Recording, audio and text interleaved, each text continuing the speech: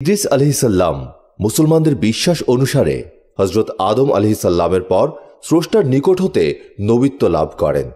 তার জন্ম নিয়ে মতভেদ রয়েছে। কারো মতে তিনি ইরাকের বাবেলে জন্মগ্রহণ করেন, আবার কারো মতে তিনি মিশরে জন্মগ্রহণ করেন। নবী করিম সাল্লাল্লাহু আলাইহি সাল্লাম মিরাজের রাতে চতুর্থ আসমানে তাঁর সঙ্গে সাক্ষাৎ করেছেন। ধারণা করা হয় তিনি সর্বপ্রথম কলম এবং কাপড় সেলাই করার বিদ্যা আবিষ্কার করেন। জ্যোতির্বিজ্ঞান, অঙ্কশাস্ত্র এবং অস্ত্রের ব্যবহারও তিনি সর্বপ্রথম আবিষ্কার করেন। হযরত ইদ্রিস আলাইহিসসালামকে আল্লাহ পাক তখনই পাঠান যখন এই পৃথিবীতে পাপিষ্ঠ ইবলিসের কারণে মূর্তি পূজার প্রচলন শুরু হয়ে যায়। মহান স্রষ্টা আল্লাহ তাআলার ইবাদতের কথা মানুষ একেবারেই ভুলে যায়। এভাবে দীর্ঘদিন অতিবাহিত হওয়ার পর আল্লাহ তাআলা আবার তাদেরকে সৎপথ প্রদর্শনের উদ্দেশ্যে হযরত ইদ্রিস আলাইহিসসালামকে নবী রূপে পাঠালেন। হযরত ইদ্রিস আলাইহিসসালাম সম্পর্কে পবিত্র কোরআনে এভাবে উল্লেখ হয়েছে, হে নবী, স্মরণ করুন এ কিতাবে উল্লেখিত ইদ্রিসের কথা। সে ছিল সত্যনিষ্ঠ নবী এবং আমি তাকে উন্নীত করেছিলাম উচ্চ মর্যাদায়। হযরত ইদ্রিস আলাইহিসসালামের মূল বা আসল নাম ছিল আখনুক।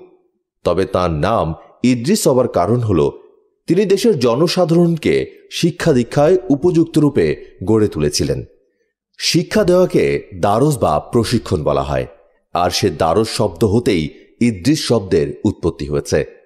হযরত ইদ্রিস আলাইহিসসালাম একদিকে যেমন উচ্চ শিক্ষায় শিক্ষিত ছিলেন, অন্যদিকে তিনি নানা গুণেও বিভূষিত ছিলেন। অধিকাংশ সময়ই তিনি মানুষকে শিক্ষা প্রদান করতেন এবং তাদের মাঝে ওয়াজ নসিহত করতেন এবং ইবাদত বন্দিগিতে লিপ্ত থাকতেন।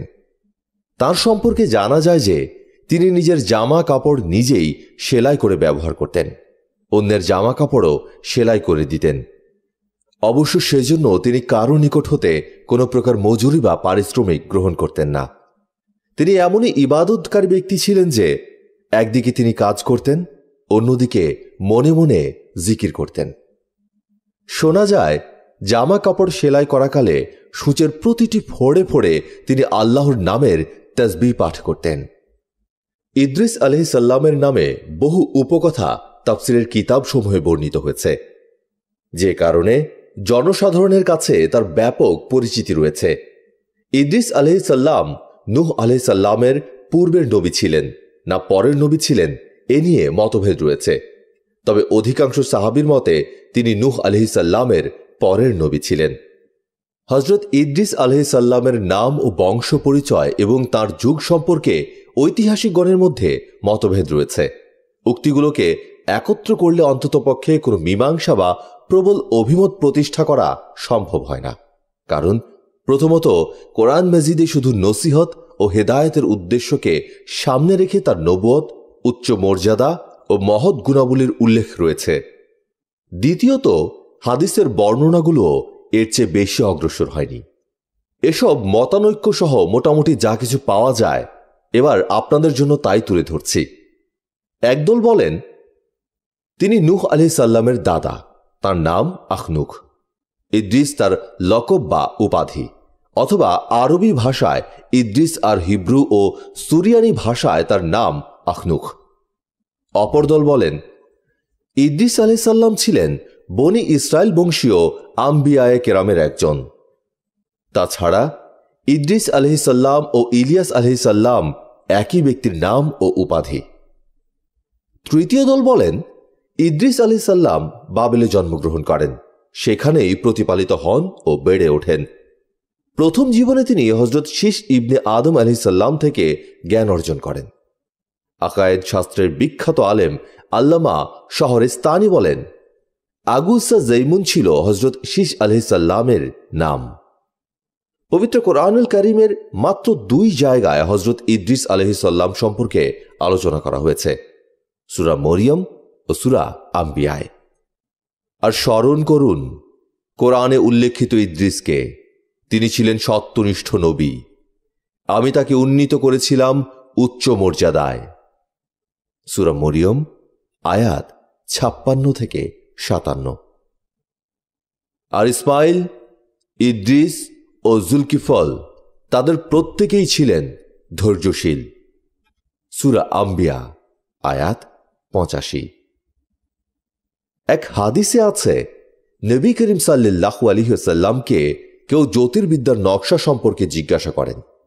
তিনি বলেন, এই জ্ঞান জনৈক নবীকে দান করা হয়েছিল, অতএব কোন ব্যক্তির অঙ্কিত নকশা যদি সেই নকশার মতো হয়ে যায় তবেই তা সঠিক হবে, অন্যথা নয়। বুখারী ও মুসলিমে মেরাজের হাদিসে উল্লেখ আছে, নবী করিম সাল্লাল্লাহু আলাইহি ওয়াসাল্লাম চতুর্থ আসমানে হযরত ইদ্রিস আলাইহিস সালামের সাক্ষাৎ পেয়েছিলেন। ইমাম বুখারী রহমতুল্লাহ আলাইহি বলেন, হযরত আব্দুল্লাহ ইবনে মাসউদ রাদিয়াল্লাহু তাআলা আনহু ও হযরত আব্দুল্লাহ ইবনে আব্বাস রাদিয়াল্লাহু তাআলা আনহু থেকে বর্ণিত আছে, ইলিয়াস নবীর নামই ছিল ইদ্রিস, কিন্তু কোরআন মাজিদে হযরত ইদ্রিস ও হযরত ইলিয়াস আলাইহিস সালামকে আলাদা আলাদা নবী বর্ণনা করায় তার এ রেওয়ায়েত গ্রহণযোগ্য হতে পারে না। হযরত ইদ্রিস আলাইহিস সালাম ছিলেন বাদামি রঙের সুঠামদেহী, সুদর্শন ও সুশ্রী, ঘন দাড়ি, কমনীয় রংরূপ ও চেহারার অধিকারী, শক্ত বাহু ও প্রশস্ত কাঁধ, মজবুত হাড় ও হালকা পাতলা গঠন ও উজ্জ্বল সুরমা চোখ, কথাবার্তায় গম্ভীর, নীরবতাপ্রিয়, দৃঢ়চেতা, চলাফেরায় নিচু দৃষ্টি, চিন্তাশীল ও অনুসন্ধানী, ক্রোধের সময় অত্যন্ত ক্রুদ্ধ, কথা বলার সময় তর্জনী অঙ্গুলি দ্বারা বারবার ইশারা করতে অভ্যস্ত। হযরত ইদ্রিস আলাইহিস সালাম ৮২ বছর বয়স পেয়েছিলেন। তার আংটির ওপর একটি বাক্য অঙ্কিত ছিল, আল্লাহর প্রতি ঈমানের সঙ্গে সঙ্গে ধৈর্য ধারণ বিজয়ের কারণ হয়ে থাকে। তার কোমরবন্ধ বা বেল্টের উপর লেখা ছিল, প্রকৃত আনন্দ আল্লাহ পাকের ফরজগুলো সংরক্ষণের মধ্যে নিহিত, ধর্মের পূর্ণতা শরীয়তের সঙ্গে সংশ্লিষ্ট, আর মানবতার পূর্ণতা অর্জনে ধর্মের পূর্ণতা সাধিত হয়। জানাজার নামাজের সময় যে পাগড়ি বাঁধতেন তাতে লেখা ছিল, ভাগ্যবান সেই ব্যক্তি যে নিজের নফসের প্রতি দৃষ্টি রাখে আর পালনকর্তার দরবারে মানুষের জন্য সুপারিশকারী হল তার নেক আমলসমূহ। আল্লামা জামাল উদ্দিন কাফতি রহমতুল্লাহ আলাইহি রচিত তারিখুল হুকামার কিতাবে লিখেছেন, হযরত ইদ্রিস আলাইহিস সালাম সম্বন্ধে তাফসীরকারক ও ঐতিহাসিকগণের কথাগুলো প্রসিদ্ধ। তার সম্পর্কে দার্শনিক ও বিজ্ঞানীদের বিশেষ কথাগুলো এবার আপনাদের জন্য তুলে ধরছি। হযরত ইদ্রিস আলাইহিস সালাম জ্ঞান বুদ্ধি সম্পন্ন হওয়ার বয়সে উপনীত হলে আল্লাহ পাক তাকে নবুয়ত প্রদান করেন। তখন তিনি দুষ্ট প্রকৃতির ও ফাসাদ বিস্তারকারীদের হেদায়েতের পথে আহ্বান করেন। ফাসাদ বিস্তারকারীরা তার কোনো কথাই কর্ণপাত করল না। হযরত আদম ও শীস আলাইহিস সালামের শরীয়তের বিরোধিতাই করতে থাকল। অবশ্য ক্ষুদ্র একটি দল ঈমান গ্রহণ করল। হযরত ইদ্রিস আলাইহিস সালাম এ অবস্থা দেখে সেখান থেকে অন্যত্র হিজরতের মনস্থ করলেন। নিজের অনুগামীদেরকে হিজরত করতে বললেন। তার অনুসারীরা তখন আপন জন্মভূমি ত্যাগ করাকে দুঃসহ ও কষ্টসাধ্য মনে করে বলল, বাবেল শহরের মতো এমন সুন্দর বাসস্থান আমাদের ভাগ্যে আর কোথায় হতে পারে। বাবেল অর্থ নহর। বাবেল যেহেতু দজলা ও ফোরাত নদীদ্বয়ের পানিতে সবুজ শ্যামল ছিল, তাই একে বাবেল নাম দেয়া হয়েছিল। এটা ছিল ইরাকের অন্তর্গত একটি বিখ্যাত শহর। কালক্রমে তা বিলুপ্ত হয়ে গেছে। হযরত ইদ্রিস আলাইহিস সালাম তাদের সান্ত্বনা দিয়ে বললেন, তোমরা যদি আল্লাহ তাআলার পথে এতটুকু কষ্ট সহ্য করো তবে তাঁর রহমত সুপ্রসন্ন, তিনি তোমাদেরকে এর চেয়ে উত্তম প্রতিদান প্রদান করবেন। সাহস হারিও না, আল্লাহ পাকের আদেশের সামনে অনুগত হও। মুসলমানদের সম্মতি লাভের পর হযরত ইদ্রিস আলাইহিস সালাম এবং তার অনুসারীগণ বাবেল থেকে হিজরত করলেন। এ ক্ষুদ্র দলটি যখন নীল নদের প্রবাহমান এবং পার্শ্বস্থ অববাহিকার সবুজ সতেজ দৃশ্য দেখতে পেল তখন প্রফুল্ল ও আনন্দিত হল। হযরত ইদ্রিস আলাইহিস সালাম তাঁর অনুসারীদের বললেন, বাবলিউন, অর্থাৎ এ বিশাল নদীটির উপকূলীয় ভূমি তোমাদের বাবেলের মতোই সবুজ শ্যামল। অনন্তর তারা একটি উৎকৃষ্ট স্থান নির্বাচন করে নীল নদের পাশেই বসবাস করতে লাগল। হজরত ইদ্রিস আলাইহিসসালাম এর বাবলিউন শব্দটি বিরাট খ্যাতি লাভ করল। আরবরা ছাড়া প্রাচীনকালে সব জাতি এই ভূখণ্ডটিকে বাবলিউন বলে ডাকত। আরবরা বলতো একে মিশর। এই নামকরণের কারণ তারা বলেছেন, হজরত নূহ আলাইহিসসালামের তুফানের পর এই স্থানটুকু মেসর ইবনে হাম এর বংশধরদের বাসস্থান হয়েছিল। হজরত ইদ্রিস আলাইহিসসালাম ও তাঁর অনুসারীগণ মিশরে বসবাস শুরু করেন। এখানেও তিনি আল্লাহ তাআলার পয়গাম প্রচার, সৎ কাজের আদেশ ও অসৎ কাজের নিষেধ অব্যাহত রাখেন। কথিত আছে তাঁর সময় ৭২টি ভাষা প্রচলিত ছিল। তিনি আল্লাহ পাকের অনুগ্রহে সব ভাষাতেই অভিজ্ঞ ছিলেন। প্রত্যেক সম্প্রদায়কে তাদের নিজ নিজ ভাষায় হেদায়েত ও ঈমান ইসলামের দাওয়াত প্রদান করতেন। হজরত ইদ্রিস আলাইহিসসালামই সর্বপ্রথম বিজ্ঞানশাস্ত্র ও জ্যোতির্বিদ্যার প্রচলন করেন। আল্লাহ তাআলা তাকে আসমানসমূহ এবং এদের পারস্পরিক আকর্ষণের গুরুত্ব ও রহস্য শিক্ষা দিয়েছিলেন। এছাড়া তাকে গণিত শাস্ত্রে অভিজ্ঞ বানান। বস্তুত আল্লাহ তাআলার এ পয়গম্বর দ্বারা এ সকল শাস্ত্রের বিকাশ না হলে মানুষের স্বভাব প্রকৃতির পক্ষে সে পর্যন্ত পৌঁছানো দুষ্কর ছিল।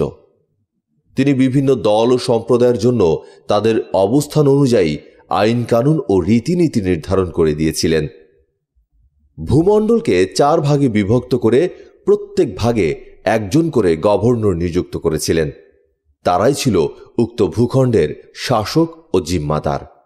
সেই সঙ্গে ওইসব ভূখণ্ডের জন্য এ সমস্ত আইন ও রীতিনীতির ওপর আল্লাহ প্রদত্ত ওহির আইন কানুন ও রীতিনীতি অগ্রগণ্য থাকবে বলে চূড়ান্ত করে দেওয়া হয়েছিল। হজরত ইদ্রিস আলাইহিসসালাম তার অনুসারীদের যে সকল বিষয় শিক্ষা দিতেন সেগুলো হল: 1. আল্লাহ তাআলার অস্তিত্ব ও একত্বের ওপর ঈমান আনয়ন করা। 2. একমাত্র বিশ্বস্রষ্টা আল্লাহ পাকের ইবাদত করা। 3. পরকালের আযাব থেকে মুক্তি পাওয়ার জন্য নেক আমল করা। 4.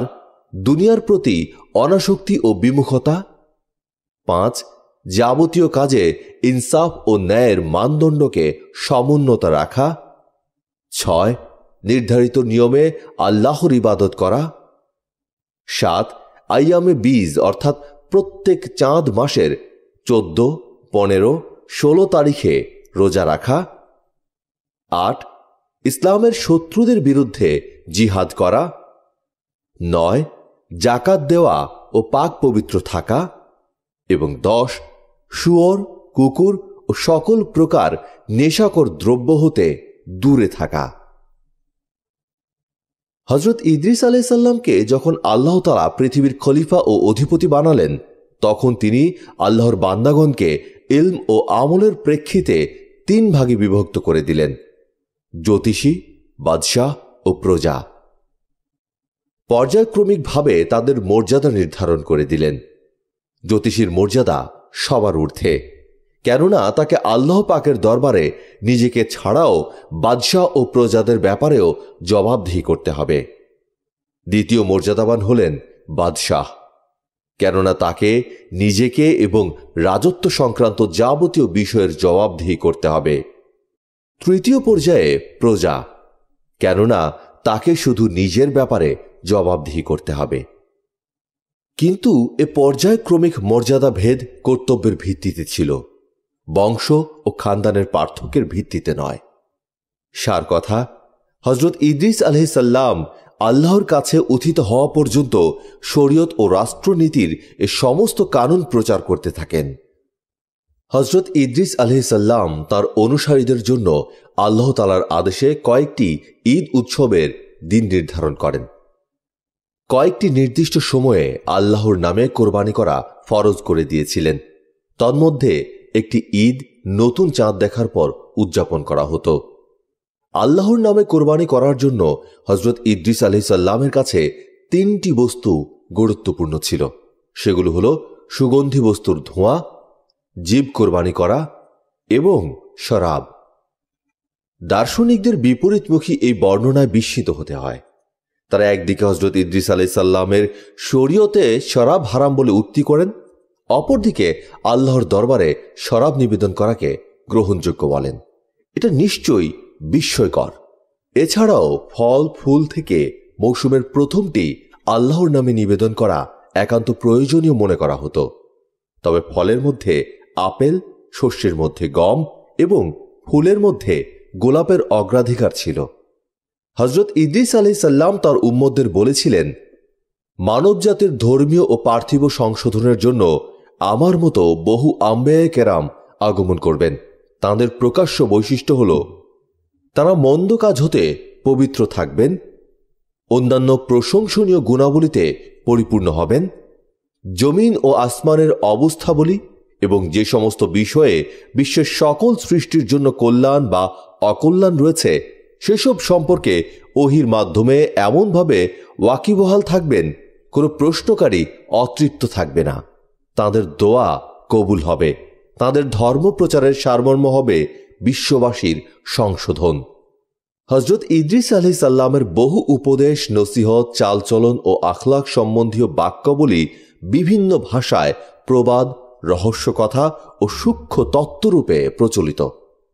তন্মধ্যে কয়েকটি বাণী হল, আল্লাহর অফুরন্ত নেয়ামত সমূহের শকর আদায় করা মানব ক্ষমতার বাইরে। যে ব্যক্তি জ্ঞানে পূর্ণতা ও নেক আমলের আকাঙ্ক্ষা করে তার জন্য মূর্খতার কারণসমূহ এবং অসৎ কাজের কাছেও যাওয়া উচিত নয়। তুমি কি দেখো না, প্রত্যেক দর্জি সেলাই করার ইচ্ছা করলে সুই হাতে নেয়, বর্ম হাতে নেয় না। অতএব সবসময় এ বাক্যটির প্রতি যেন লক্ষ্য থাকে। আল্লাহকেও পেতে চাইবে আর সেই সঙ্গে দুনিয়ার মোহেও মত্ত থাকবে। এটা কল্পনা ও পাগলামি ছাড়া আর কিছুই নয়। দুনিয়ার ধন সম্পদের পরিমাণ আক্ষেপ ও মন্দ কাজের পরিণাম অনুতাপ। আল্লাহ পাকের জিকির এবং নেক আমলে খালেস নিয়ত থাকা শর্ত। মিথ্যা শপথ করবে না। আল্লাহ তাআলার পবিত্র নামকে কসমের অনুশীলনের জন্য ব্যবহার করবে না। মিথ্যাবাদীদের কসম খাওয়ার প্রতি প্রণোদিত করবে না, কেননা এরূপ করলে তুমিও তার পাপের অংশীদার হয়ে যাবে। হীন পেশা অবলম্বন করবে না, যেমন শিঙ্গা লাগানো, গরু ছাগল ইত্যাদির পাল দেখিয়ে বিনিময় গ্রহণ করা ইত্যাদি। শরীয়তের বিধান জারি করার জন্য পয়গম্বর কর্তৃক নিয়োজিত বাদশাহকে মান্য করবে। নিজের মুরব্বী ও বড়দের সম্মুখে অবনত থাকবে। সবসময় আল্লাহর প্রশংসা দ্বারা জিহ্বাকে সজীব রাখবে। জ্ঞান আত্মার জীবন। অন্যের সচ্ছল জীবিকার প্রতি হিংসা পোষণ করবে না, কেননা এ আনন্দময় জীবনযাপন ক্ষণস্থায়ী। যে জীবিকা নির্বাহের প্রয়োজনের অধিক বাসনা করে সে কখনো তৃপ্ত হয় না। সহিহ ইবনে হিব্বানে বর্ণিত আছে, হযরত ইদ্রিস আলাইহিস সালাম সর্বপ্রথম কলম ব্যবহার করেন। তারিখুল হুকামায় বর্ণিত আছে, একদল আলেম বলেন, দর্শন শাস্ত্রের পুস্তকগুলিতে যে সমস্ত জ্ঞানগর্ভ আলোচনা এবং নক্ষত্রসমূহের গতিবিধির বিবরণ দেখা যায় তা সর্বপ্রথম হযরত ইদ্রিস আলাইহিস সালামের জবান থেকে বের হয়েছে। আল্লাহ তাআলার ইবাদতের জন্য ইবাদতখানা নির্মাণ, চিকিৎসা শাস্ত্রের আবিষ্কার, জমিন ও আসমানের যাবতীয় বস্তু সম্বন্ধে যথোপযুক্ত কবিতার মাধ্যমে মতামত প্রকাশ সর্বপ্রথম তাঁরই অবদান। তিনি সর্বপ্রথম তুফানের সংবাদ প্রদান করে আল্লাহর বান্দাদের ভয় প্রদর্শন করেছিলেন। বলেছিলেন, আমাকে দেখানো হয়েছে একটি আসমানি বিপদ যা জমিনকে পানি ও আগুনের মধ্যে জড়িয়ে ধরছে। এ ঘটনা দেখে তিনি সমস্ত ইলমের বিনাশ, সমস্ত শিল্প ও পোশাক ধ্বংস হওয়া সম্বন্ধে শঙ্কিত হয়ে পড়লেন। সুতরাং তিনি মিশরে চৌবাচ্চা এবং চারদিক থেকে বন্ধ গুহাসমূহ নির্মাণ করে এতে সকল শিল্প এবং এ সম্পর্কিত নতুন আবিষ্কৃত যন্ত্রপাতিসমূহের চিত্র আঁকলেন, আর সমস্ত ইলম ও শাস্ত্রের তথ্যাবলী ও বিবরণ অঙ্কন করলেন, যাতে সমস্ত শিল্প ও বিদ্যা চিরকালের জন্য স্থায়ী থাকে এবং এগুলো হারিয়ে না যায়। এক আগন্তুক ব্যক্তি 3 দিন পর্যন্ত হযরত ইদ্রিস আলাইহিস সালামের সহচর্যে থাকলেন। তার আচরণাদি লক্ষ্য করে হযরত ইদ্রিস আলাইহিস সালামের মনে সন্দেহের উদ্রেক হল যে এ ব্যক্তি নিশ্চয়ই কোনো মানুষ নয়। অতএব তিনি বললেন, আল্লাহর কসম, আপনি আপনার প্রকৃত পরিচয়টা বলুন। আগন্তুক বলল, আমি কোনো মানুষ নই, আমি একজন ফেরেশতা, আমার নাম মালাকুল মউত। হযরত ইদ্রিস আলাইহিস সালাম বললেন, আপনি কি দুনিয়ার যাবতীয় প্রাণীর জান কবজ করে থাকেন? মালাকুল মউত বললেন, হ্যাঁ। হযরত ইদ্রিস আলাইহিস সালাম তাকে আবারও জিজ্ঞেস করলেন, তবে মনে হয় আপনি আমার জান কবজ করতে এসেছেন। মালাকুল মউত বললেন, না, আপনার সাথে ভ্রাতৃত্ব স্থাপন করতে এসেছি। আমার একান্ত বাসনা আপনিও আমার এই প্রস্তাবে রাজি হবেন। হযরত ইদ্রিস আলাইহিস সালাম বললেন, আমি আপনার সাথে এক শর্তে ভ্রাতৃত্ব স্থাপন করতে রাজি। যদি আপনি আমাকে একবার মৃত্যুর অবস্থাটা উপভোগ করান। যদি আপনি আমাকে এখনই একবার মৃত্যুর অবস্থাটা উপভোগ করান, তাহলে আমার অনেক উপকার হতো। মৃত্যুর ভয়ে আমি বেশি করে আল্লাহর ইবাদত করতে পারতাম। মালাকুল মউত বললেন, আল্লাহর অনুমতি ছাড়া আমি এ কাজ করতে পারি না। আল্লাহ এখনও আপনার জান কবজ করার হুকুম আমাকে দেননি। হযরত ইদ্রিস আলাইহিস সালাম বললেন, আপনি আল্লাহর নিকট হতে অনুমতি চেয়ে নিন। মালাকুল মউত আল্লাহর নিকট অনুমতি প্রার্থনা করলে আল্লাহ তাআলা তাকে অনুমতি দেন। অনুমতি পেয়ে মালাকুল মউত হযরত ইদ্রিস আলাইহিস সালামের জান কবজ করলেন। জান কবজ করার পর মালাকুল মউত আজরাইল আলাইহিস সালাম পুনরায় আল্লাহর কাছে প্রার্থনা করলেন হযরত ইদ্রিস আলাইহিস সালামের জান ফিরিয়ে দেওয়ার জন্য। আল্লাহ তার প্রার্থনা কবুল করলেন। অতঃপর ফেরেশতা আজরাইল আলাইহিস সালাম হযরত ইদ্রিস আলাইহিস সালামকে জিজ্ঞাসা করলেন, ভাই ইদ্রিস, জান কবজ করার সময় আপনার কেমন অনুভূতি হয়েছিল? হযরত ইদ্রিস আলাইহিস সালাম বললেন, কোনো জীবিত প্রাণীর শরীরের চামড়া মাথা থেকে পা পর্যন্ত তুলে ফেললে প্রাণীটির যেরূপ কষ্ট হয়, আমারও তেমনই কষ্ট হয়েছে। মালাকুল মউত বললেন, ভাই ইদ্রিস, আমি আজ পর্যন্ত যত জান কবজ করেছি এত সহজে কারো জান কবজ করিনি। হযরত ইদ্রিস আলাইহিস সালাম হযরত আজরাইল আলাইহিস সালামকে বললেন, আমার মনে দোজখ দেখার খুব স্বাদ জেগেছে। যদি আপনি আমাকে দোজখ দেখাতেন, তবে আমি দোজখের ভয়ে ইবাদত বন্দিগিতে আরো বেশি মনোযোগী হতে পারতাম। মালাকুল মউত তাকে দোজখ দেখাতে দোজখের দরজায় নিয়ে গেলেন। তিনি দোজখ দেখার পর বললেন, ভাই আজরাইল, আমার মনে বেহেশত দেখার বড়ই স্বাদ জেগেছে। যদি আপনি আমার এই স্বাদটি পূর্ণ করতেন, তাহলে আপনার প্রতি চিরকৃতজ্ঞ থাকতাম। মালাকুল মউত বললেন, যদি আপনি আমাকে কথা দেন যে বেহেশত দেখেই আপনি আমার নিকট ফিরে আসবেন, তাহলে আমি আপনাকে বেহেশত দেখাতে পারি। হযরত ইদ্রিস আলাইহিস সালাম তাতে রাজি হলেন।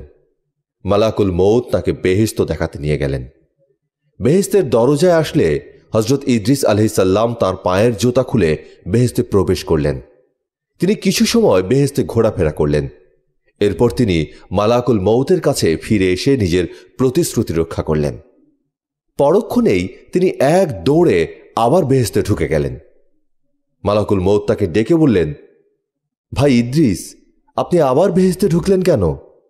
তাড়াতাড়ি বেরিয়ে আসুন, আমি আপনাকে আবার পৃথিবীতে পৌঁছে দেই। হযরত ইদ্রিস আলাইহিস সালাম বেহেশতের ভেতর থেকে জবাব দিলেন, ভাই আজরাইল, আল্লাহ তাআলা ইরশাদ করেছেন, প্রত্যেক প্রাণী একবার মৃত্যুর স্বাদ গ্রহণ করবে এবং একবার দোজখ না দেখে কেউ বেহেশতে যেতে পারবে না। আমি তো একবার মৃত্যুর স্বাদ গ্রহণ করলাম এবং দোজখও দেখলাম। তারপর বেহেশত হতে বের হয়ে আপনাকে দেওয়া প্রতিশ্রুতিও রক্ষা করলাম। অতএব এখন আমি আর বেহেশত থেকে বের হব না। আপনি আপনার কাজে চলে যেতে পারেন। মালাকুল মউত হযরত ইদ্রিস আলাইহিস সালামের জবাব শুনে কর্তব্য স্থির করতে না পেরে দাঁড়িয়ে রইলেন। মহান রব্বুল আলামিন তখন হযরত আজরাইল আলাইহিস সালামকে লক্ষ্য করে বললেন, আজরাইল, ইদ্রিসকে বেহেশতে থাকতে দাও। তার ভাগ্যে আমি এরূপ ঘটনাই লিপিবদ্ধ করে রেখেছিলাম। অতঃপর ইদ্রিস আলাইহিস সালাম মহা সুখে বেহেশতে বসবাস করতে লাগলেন।